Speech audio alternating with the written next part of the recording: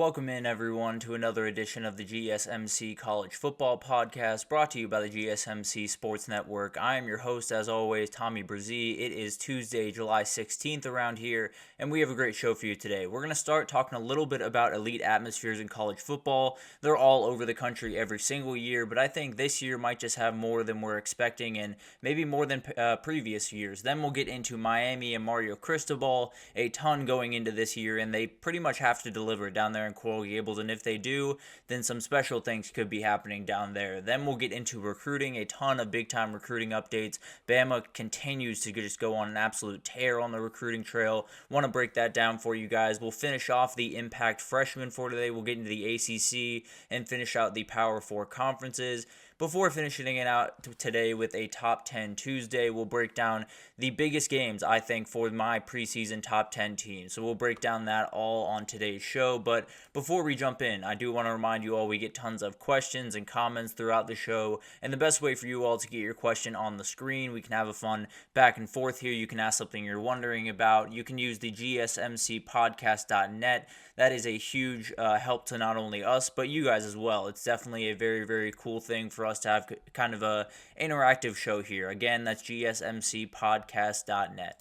But let's jump right in and let's talk about why I think this year might just be different than every other year in college football when it comes to atmospheres. And this obviously is not a new thing. College football is defined by its fans. In my opinion, they're the best fans in the world. They're a little bit crazy at times, but that's all right. I think there's going to be a ton of really, really incredible atmospheres this year. And I think this was something that a lot of people, if I had said this 6 months ago, a year ago, some people probably would have laughed at me because of all the realignment, because of all the changes. But I really do think this is going to be a crazy year for atmospheres, and I think it could create just a wild, wild year in college football, kind of on the level of 2007, which is another conversation for another day. But there is so much going into this year, and I think when you look at the atmospheres that are coming up this upcoming year, I think the biggest thing that's affected it all is realignment. I think it's given us a couple of games this year that are going to be absolutely incredible. Now,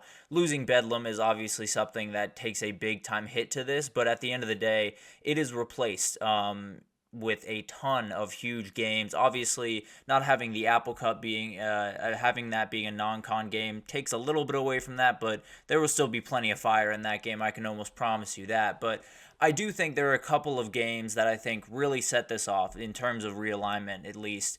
And that's obviously Ohio State at Oregon and then Georgia at Texas. I think both of those atmospheres could be the very best we've seen at both of those schools, Oregon and Texas, in quite some time. I think all of those fans are looking forward to that date more than maybe any other one on the calendar. I think especially for Oregon, but for Texas, maybe they're looking forward to OU or A&M or whatever. But at the end of the day, those places are going to be crazy. Both of those atmospheres are going to be off the charts insane. And I think when you have those big-time teams coming in for the first time ever, for the first time in a really long time in Oregon and Ohio State's case, there's going to be energy behind it. I just think this one is a little bit more aggressive because Oregon and Texas are coming in with championships on their mind. They're not necessarily coming in just to participate. They want to take over the conference. So this would obviously be a place to do that, and I think the atmosphere will reflect that, obviously. And then we talked about some of the rivalries that we would be losing this year. Well, we're getting a couple back, and I think that will definitely help some things. I think I've been trying to figure out what is going to be the atmosphere of the year as I was kind of putting this together, trying to figure out, what's the game that's going to stand out above the pack. I tend to believe it's going to be Texas at Texas A&M at the end of the year. I think that one's going to be different than every single other game up until that point. I think it's going to be absolutely on fire. They've been waiting about 13 years at this point for this game to happen, and I think that place is going to be absolutely crazy. I've talked about it before, but the people that constructed Kyle Field might just want to think about reinforcing that thing just a little bit before that game because that place is going to be on fire. Then you have Oklahoma, Missouri, which is another great one. Texas against Arkansas, which we saw up close and personal in 2020. There's tons of games that are going to be huge for just kind of this new era of college football. You're bringing back some games that we lost in the past, and definitely the passion will be right back to where it used to be. That's for sure. And then obviously another thing kind of helping this out is the expanded playoff. There's a couple of games in that late November era where maybe that, 5-win team or that 4-win team is not quite as interested as they would be this year, because there's someone coming in trying to win a national title, trying to get to the playoff, or they're trying to get to the playoff and they want all the fans be there and be involved. So after about week 9, I think there's going to be a huge move on all of this stuff, and there's going to be a couple of games where maybe it's not the most interesting game on paper, but it's still going to be on fire when they go into that atmosphere. And I think week 12 is really the area that I've seen this kind of bear itself out the most. And it starts with Clemson traveling to Pitt. That's going to be a relatively benign game. At least that's what it looks like as of right now. But the reality is, I think Clemson is in a position where they could be heading on to an ACC title, could be undefeated at the time, could be going to a playoff, and Pitt really wants to screw that up. I still think Clemson is the team in this conference that has the biggest target on its back,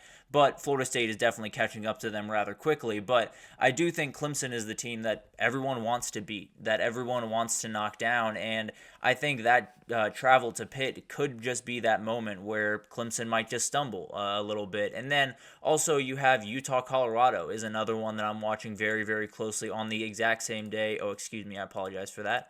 But I do think there is going to be a ton of energy around that game. The Buffs could be making history and going into a Big 12 title run possibly, or they could be looking for their 6th win still. Utah would likely be looking towards the playoff, Pac-12 foes. Everything is going into this game just being absolutely insane. Oregon at Wisconsin is that same week. I think that one's going to be absolutely wild, be one of those that we're going to look back on, and it could just get a little bit more intense and sketchy for Oregon than they expect it to be, because there's a couple of games right after that that are going to be really tough to deal with for Oregon. And then you have Texas going to Arkansas. We talked about it earlier. This is a game that's going to be crazy. It was crazy in 2021 when they traveled there, and Texas just got absolutely railroaded really by Arkansas that day. But the reality is there's going to be energy behind this one, because Arkansas fans do not like Texas fans one bit. I can promise you that. So there's going to be a lot of energy around that one. I think week 12 is that week where you might just see a couple of atmospheres where you turn on the TV and you realize, wow, this is crazier in Pittsburgh than I thought it was going to be, or it's crazier in Boulder, it's crazier in Fayetteville than I expected it to be this weekend. I think that's kind of just the playoff doing what it was intended to do, which is open up a lot of these late week games that might not seem too interesting at face value, become a little bit more interesting because maybe one team is trying to make the playoff, one team is trying to ruin that team's chances of getting in. So I think that will definitely help. And then finally, the death of divisions has done a ton of work here. I think that's definitely played a huge part in all this. You're getting some games that we used to not really get in some of these conferences, mainly the SEC and the Big Ten this year. But I think getting UGA and Bama is absolutely huge. Those two teams should be playing way more often than they do right now. And I think getting them as quick as on the schedule as much as possible is absolutely huge. Missouri also playing Auburn more often, I think will be a really fun one. They've only played 3 times since Missouri joined in 2020 in 2013 or 2011, excuse me. And one of those times was in the title game in 2013. So obviously this is something that it happens in the SEC more than some other places I've noticed, but the reality is you want all these teams playing as many different opponents as possible. I think the conferences should be rotating every 2 years if you could. Obviously, there's a ton of teams in the league, so that makes it a little bit more tough. But at least, be a rotating cast where you don't play anyone twice until you've played another team, unless you have those every year opponents like Texas OU or UGA Florida. Those games absolutely will stay, but I think you have to find a way to rotate through all of these games, and I think not having divisions absolutely helps that. And then maybe at some point we'll even get UGA heading out to A&M to play a game, because they have not yet since A&M has joined, and I believe they've only played once since A&M has joined the conference. So very weird out there, but the reality is atmospheres are the best thing about the sport. Period. End of story. I think this is what makes this sport special, is the fans in that crowd getting together every Saturday in the fall for about 4 hours and frankly just losing their minds. Collectively just all losing their minds at different moments, and that's what makes this sport special. That's what makes it stand out, in my opinion. And I think this year might just be a little bit more special in that respect. I think there's games that a lot of people aren't looking at. I think there's games that are more important now than they used to be. I think when you look at the SEC in particular, Bama's going into every single game as probably the team that everyone wants to beat the most. I'm just being totally honest. With Saban gone and everyone wanting to knock Bama off that pedestal, that's the team that everyone wants to beat. And I think that's going to add to some of these atmospheres like Tennessee, which is already going to be off the walls. Auburn, same exact thing. But I still think you're going to get a couple of games where you turn it on and you go, man, this crowd is really, really into it. And it's because when you can knock off a team that has controlled college football for the last 14 years, you're going to take that opportunity, that's for sure. So I think there's going to be an incredible amount of games, whether it's, old hatreds being renewed like Texas and Texas A&M, or